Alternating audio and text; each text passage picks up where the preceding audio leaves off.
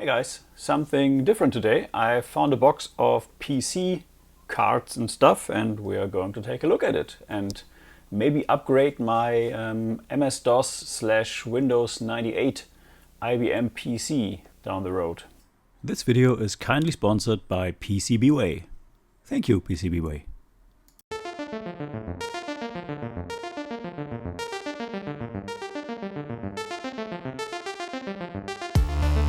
So here's set box and it's just says cards, PC, memory, processors.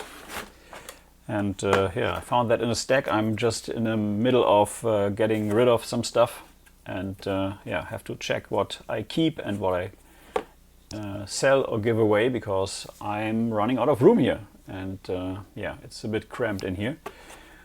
So first off we have a Sound Blaster CT4170.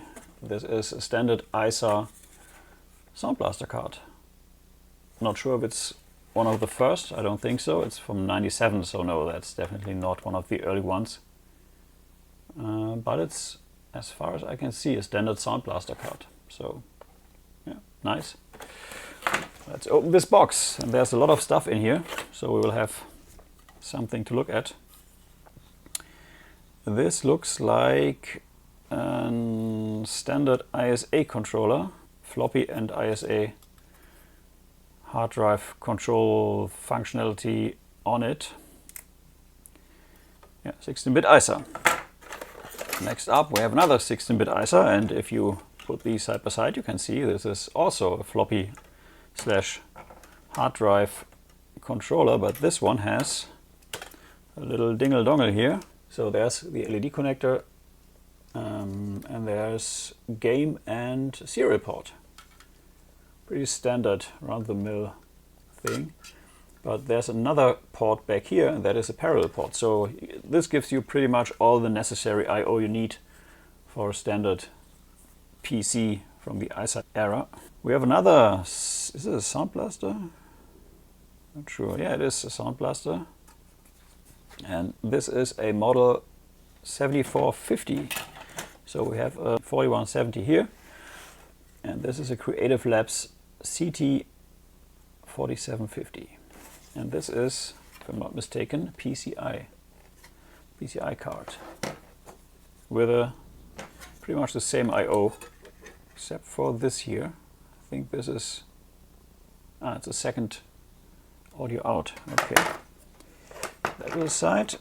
Then we have what appears to be a PCI. Could be a PCI networking card with a serial port on it, I think. Then we have another I/O card, parallel game, and probably two serials here. 8-bit ISA card, so that goes into PCXT. This looks like an AGP, if I'm not mistaken, card. And this is a VGA card. And it's an ATI 3D RAGE 2C AGP. Yeah, 8 megs of RAM. Nothing special here. We have, I think this is a strange card because it's, I think, PCI. But it's not a full video card, it's just a DVI output for an onboard video card. This comes out of a Dell machine. So this is just to give you a DVI out on a standard graphics card. What do we have here? Another cable thing. 8-bit, no further connections, and interesting, there's a little daughter board on here. Not sure what that is. OMT, it has its own BIOS. I don't think it's a floppy controller, even though this looks like a floppy port. I think this is an MDA controller for an MDA hard drive. What you don't find in boxes. We have another run-of-the-mill 8-bit parallel game, possibly serial card. Some processors, we will take a look at these in a minute. We have a cooler, cool. Not sure for what this is, but it's a cooler. We have an ELSA Winner 1000 T2D VGA card, an ELSA card. Trio 64 V2 PCI. We have what appears to be a parallel card without the proper thingy. We have another sound card, and this is, what is this? Oh, this even has a place for a wavetable. This is a 16-bit ISA, classic outputs, plus an IDE controller. So this is a bit more sophisticated, but I'm not sure what card it is. Doesn't say anywhere. Doesn't have any Yamaha chips or stuff on here. Interesting. Just says HL2VO94V0. Can't tell. It's a sound card. That much I can say. We have... Let's quickly take a moment to thank the sponsor of today's video, PCBWay. PCBWay offers PCB production and assembly, as well as 3D printing, CNC manufacturing, and much more. I use PCBWay myself to produce PCBs, to get assembled PCBs like the Pi 15413, and I also use the 3D printing service on my Amiga box project, and I was very pleased with the results. So if you have anything you need in terms of PCBs or 3D printing, just give PCBWay a chance. Again, thank you PCBWay for sponsoring this video. Oh, this is our first card with a cooler. This is an AGP, if I'm not completely mistaken. Yeah. This is an Expert 2000 Pro Ultra 32 MB AGP card. It's a Rage 128 Pro. 32 megs of RAM. That's quite something. Back in the day, I think. Next up we have another run-of-the-mill 16-bit IDE floppy controller. And no specials. We have this here, which doesn't even plug into anything. Just has a connector here. So this is pretty much a USB 1.1 hub, which you have to connect to something internally, I assume. And it's just a bracket with USB ports. Can be handy. We have a serial ATA adapter for 4 SATA drives. We have another of these, I think this is just, again, one of these adapters. Yeah, it says add-on, Carrera add-on, silicon image. One of these cards that you plug into your Dell or Compaq or whatever machine and get DVI out. We have, what is this? It looks like a parallel and serial card. No, that is not serial. What is this? Not sure. Has some connector here. It's 8-bit. I'm not sure what it is.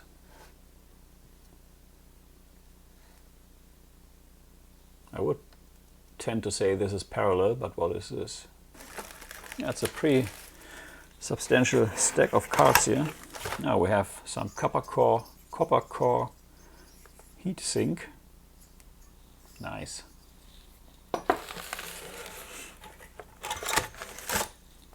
We have a PCI networking card. No further markings here.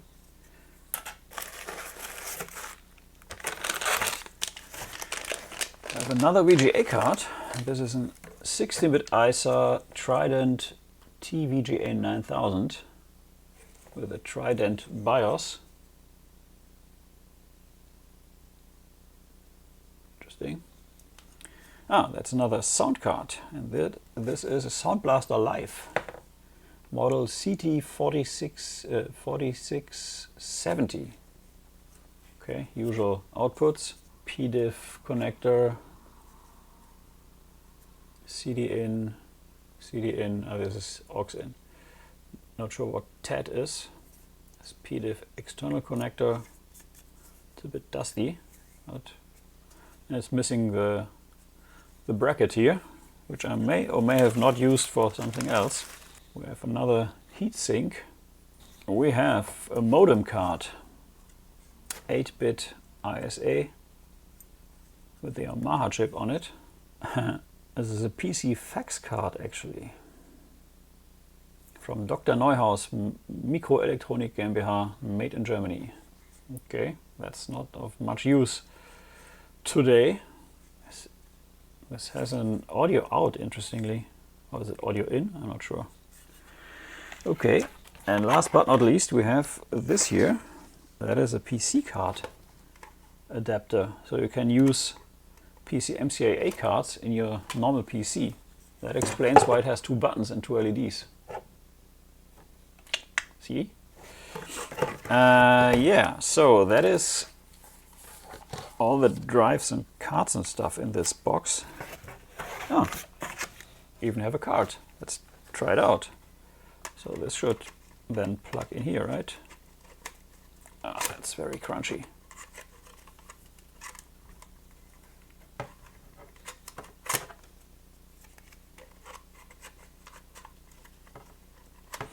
Not sure what the correct direction is. I mean, this is keyed. If you look closely, you can see that there's a rail here. Oh, it's a broken card, by the way. Just noticed. Oh, okay. So let's take a look inside a PCMCIA card, I guess. Didn't notice that was broken. And that is a microlink modem card. Okay, so that's what that looks like. TDK Systems. Okay. I've never looked inside one of these. So right now in my PC I think I have a SCSI card.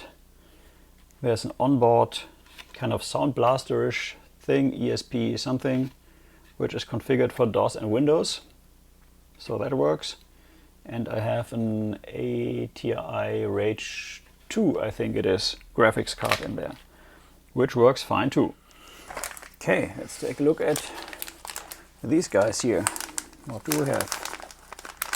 First up, we have a genuine Intel Core 2 Duo. Not very fancy. There's an X, I don't know why. Should still work. One of those chips that don't have legs, but just these gold dots, and the pins that connect to this are in the socket. We have, it's a Pentium 4. Okay, so Pentium, Intel Core Duo and Pentium 4. We have something with pins this time. Look reasonably straight. This is an AMD Athlon 2 from 2009. What do we have here? We have an AMD Athlon 64 from 2001. Also with the legs. All look good.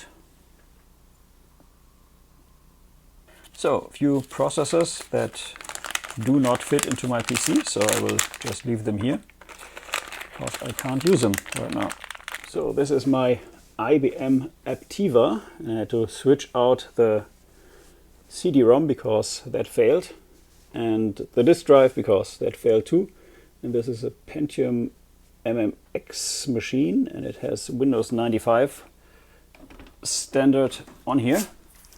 It's a bit dusty, so let's open it up. And to do that, you just have to push a handle, which is down here under the case, and you can just slide the case off. So this machine has a 5¼ inch disk drive right here, CD-ROM, 3½ inch disk drive. It has a hard disk which is not used right now. There's, I think, Windows 98 on it, or Windows 95. I'm using this compact flash adapter, 2 gigs. Not sure how much memory this is. I think it's 32 megs. Pentium MMX processor. It has a second card reader on the outside, and it has this SCSI controller, and it has onboard graphics. And I wanted to check which model this is. Manufacturing date is July 97, and it has 16-bit ISA and PCI, so no way I can put an AGP card in there.